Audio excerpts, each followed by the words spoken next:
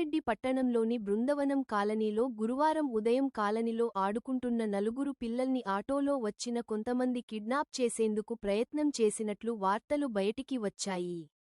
దీనిపై సంగారెడ్డి డీఎస్పీ సత్తయ్య గౌడ్ స్పందిస్తూ స్థానిక పోలీస్ స్టేషన్లో మీడియా సమావేశం నిర్వహించి వివరాలు వెల్లడించారు. అసలు కిడ్నాప్ మాట అవాస్తవమని, కిడ్నాప్ ప్రయత్నం కూడా జరగలేదని ఆయన విలేకరుల సమావేశంలో స్పష్టం చేశారు.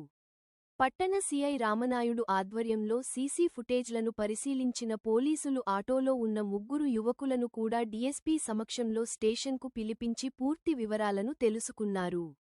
అయితే రాజంపేటకు చెందిన ఓ యువకుడు తమ ఇంట్లో మామిడి కొమ్మలు తీసుకురావడం కోసం తన ఇద్దరు స్నేహితులతో కలిసి ఆటోలో ఆ కాలనీకి వెళ్లారు. అదే సమయంలో రోడ్డుపై ఆడుకుంటున్న పిల్లలతో గొడవ జరగడంతో ఆ పిల్లలు వెళ్లి వారి తల్లిదండ్రులకు మమ్మల్ని కిడ్నాప్ని చేయడానికి వచ్చారని తప్పుడు సమాచారం ఇవ్వడంతో కోపంతో తల్లిదండ్రులు కిడ్నాప్ చేయడానికి వచ్చారని తప్పుడు సమాచారం ఇచ్చారని తెలిపారు. విషయంలో ప్రజల ఎవరూ కూడా ఆందోళన చెందాల్సిన అవసరం లేదని డీఎస్పీ సత్తయ్య గౌడ తెలిపారు. వాడంతులు నమ్మకుండా ప్రజలు పిల్లల తల్లిదండ్రులు అప్రమత్తంగా ఉండాలని తెలిపారు. కొంచెం మల్లరి చేయడం జరిగింది. ఈ విషయం అలా కొందరు ఎవరికి మన కొంచెం రాంగ్ మెసేజ్ పోయేది కిడ్నాప్ కలకలం అని చెప్పేసి జరిగింది. వాస్తవంగా ఇది కిడ్నాప్ కాదు, అది చిన్న పిల్లల మధ్య జరిగిన సంఘటన.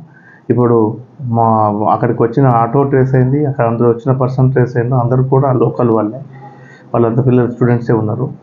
కాబట్టి ఇది కిడ్నాప్ అనేది ఓన్లీ వదంతే తప్ప నిజం కాదు.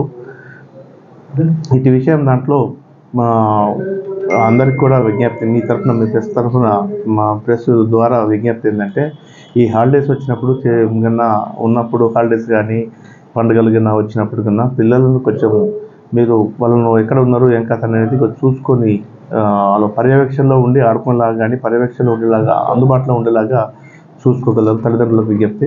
ఎందుకంటే ఇప్పుడు ఈ వాస్తవానికైతే ఇప్పుడు ఏం జరగలేదు. కొన్ని సందర్భాల్లో పర్యవేక్షణ లేకుంటే కొన్ని ప్రమాదాలు జరిగే కూడా అవకాశం ఉంటుంది. కాబట్టి అది ఎవరికైనా ఇబ్బంది. కాబట్టి కొంచెం పర్యవేక్షణలో ఉండేటట్టు వాళ్ళు అందుబాటులో ఉండి వాళ్ళు ఎక్కడ పోతుంది ఏం కథ అనేది కొంచెం చూసుకొని కంట్రోల్లో పెట్టుకొని చేసుకుంటే వాళ్ళకు తల్లిదండ్రులకు కూడా ఎలాంటి ఇబ్బందులు ఉండవు.